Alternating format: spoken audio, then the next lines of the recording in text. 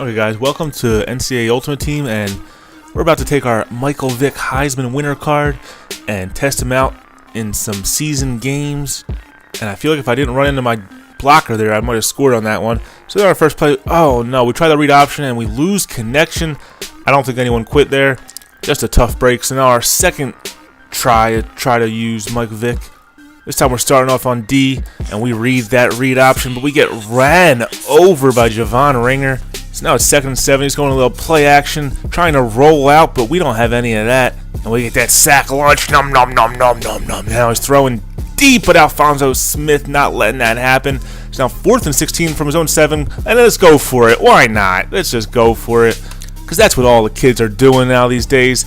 And Alphonso Smith again rejects him, and he's just going to rage quit. And there are a lot of different kinds of rage quitters out there. We're going to call this one the 4-and-out pout, as he sends me a message in that top right corner. Enjoy, LOL.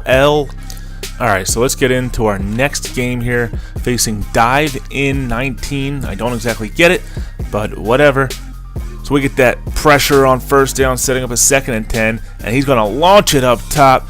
But we get that user pick with Alphonso Smith. Now we're going the other way, doing a spin move on nobody, and we're going down that sideline, get it inside the 40. So now we got a 1st and 10. We're going to that read option, and oh man, these guys are stuffing my read option today with these rage quits. And we're going to call this one the pick and flick, as he throws the pick and then flicks the cord out from the back of his PS3. So in this game, I chose to take the ball first, just in case this guy decides to rage quit. At least I get the ball, get to run some offense.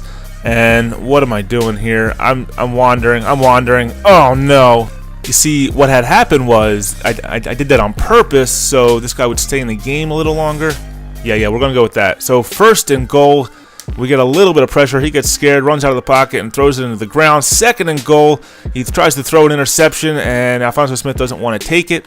So now 3rd and goal, he's going to try to get outside, but I'm playing cover 2, buddy. You're not going to get outside on cover 2. So now 4th and goal, he's going to try the same things, trying to get outside, but buddy, I'm still playing that cover 2.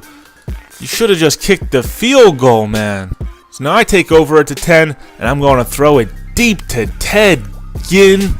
And when did he lose Ted Ginn Jr.? Didn't it used to be Ted Ginn Jr.? You could just lose your junior? He thinks he's too growed up for junior?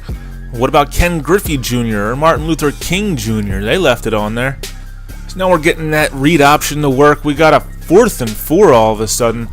So now we got a 4th and 4, and we're going to bring out that field goal unit. And he's taking a long time to pick his defense because I think he's surprised to see someone kicking a field goal. He's like, what is this? Yeah, there's this thing you can do. You know, those uprights are there for a reason. You can get 3 points if you kick it through them. That's your tip of the day, guys. In case you didn't know, if you kick a ball through those uprights, you get 3 points. And while I was learning you guys a thing or two, he threw that corner route, and that's going to be important because I know he's going to come back to it. And when he does, I'm going to be ready with my zone coverage.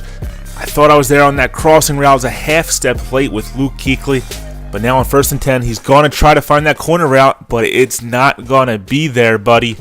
And you can tell this guy is used to certain routes just coming open. He's just going to throw it, whether they're covered or not. So now 3rd and 10, this guy's out of ideas. Nobody open. He's just going to try to run it with his quarterback, and that ain't happening either. So now 4th and 6, and he's got one more trick up his sleeve. He tries the screen pass, and we're not going to let that happen either. Richard Seymour hawks him down. So now he comes out in goal line D to try to stop my read option, I guess, and I'm just going to throw it deep to Ted Ginn with nobody covering him, and he's going to score easily. And you can tell this guy doesn't know much about play calling. So now it's 10-0, a minute left in the first half. He's going to try to put a drive together here, and he's trying to run it with his quarterback. It's not going to happen. 2nd and 12, we come out in our cover 6 coverage this time. And he's like, oh wait, maybe you forgot about the corner route. No, I didn't forget. Now it's 3rd and 12, and he's going to go right back to the same exact play. Maybe it'll work this time. But we say no soup for you as Aqib Talib, who dropped one on the previous play, picks it off this time. And we have a 1st and 10, and we're set up to take a 3-possession lead.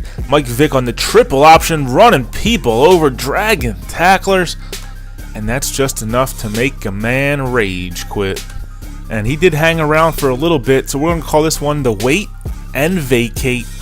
Alright guys, I tried 4 games, so hopefully I can get a full game of Michael Vick footage pretty soon. But until then, see you guys later.